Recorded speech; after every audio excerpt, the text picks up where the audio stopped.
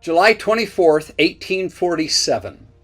About 11:45 in the morning, Brigham Young, riding in the carriage of Wilford Woodruff, entered the Salt Lake Valley for the very first time.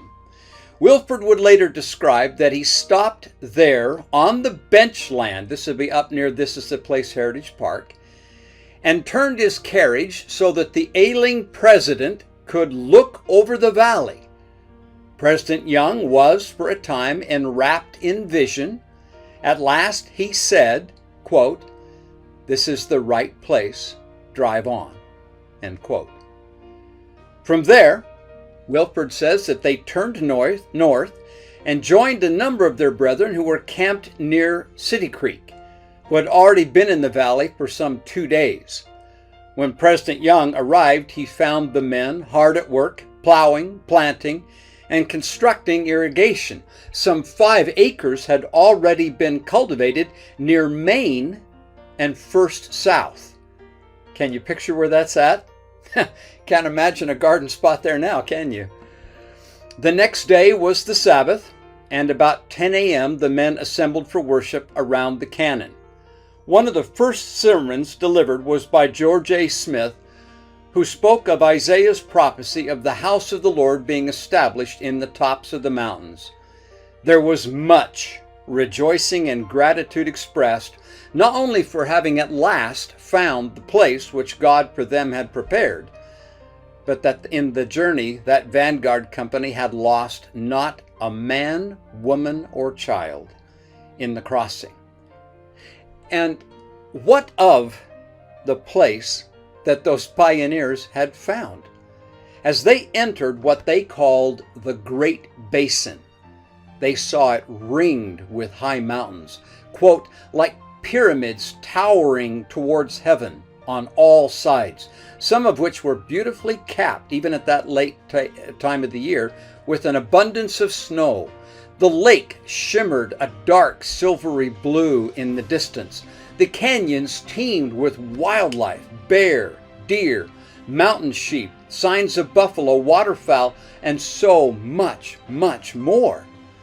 Wilford Woodruff described, quote, "a vast, rich, fertile valley clothed with the heaviest garb of green vegetation," end of quote. Well, wait a minute. I've always been told, ever since I was just a wee little pup, that the Salt Lake Valley, when the pioneers come, was a desert wasteland that no one wanted. That it was that the Mormons could have it because nobody else wanted to be there. That you couldn't grow a bushel of corn worth $1,000, Jim Bridger supposedly said. Well, that's poppy rot. That isn't true. A vast, rich, fertile valley clothed with the heaviest garb of green vegetation. The soil was fertile, rich, loam with just a bit of sand, ideal for growing crops. Grasses so thick as to lose a fox and higher than the stirrups of the saddles covered the valley floor and up into the foothills. Some of the grasses, some of the wolf grass, the bunch grass, stood 10 to 12 feet high.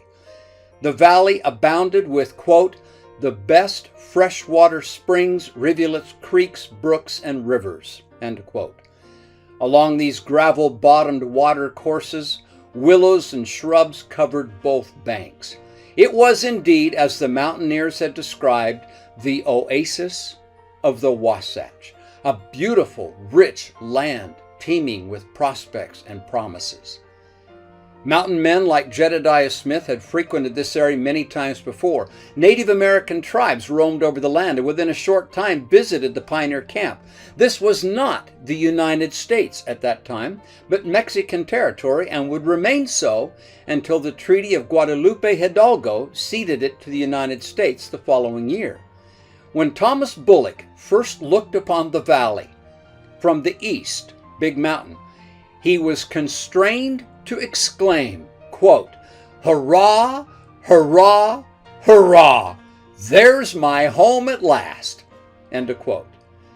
Wilford Woodruff reflected, "Thoughts of pleasant meditation ran in rapid succession through our minds with the anticipation that not many years hence the house of the God would be established in the mountains and exalted above the hills, while the valleys would be converted into orchards, vineyards, fields, etc., planted with cities and the standard of Zion, and be unfurled unto to which the nations would gather. End of quote. And indeed, they would come. Oh, they came. Driven by dreams of faith, hope, freedom, temple blessings, and the word of the Lord, often in extreme peril by land or sea, they came by the tens of thousands from all over the world. Between 1847 and 1869, some 70,000 pioneers came to these valleys of the mountains and became the backbone and the strength and sinew of this church, and then went out into the world to bring the world unto Christ.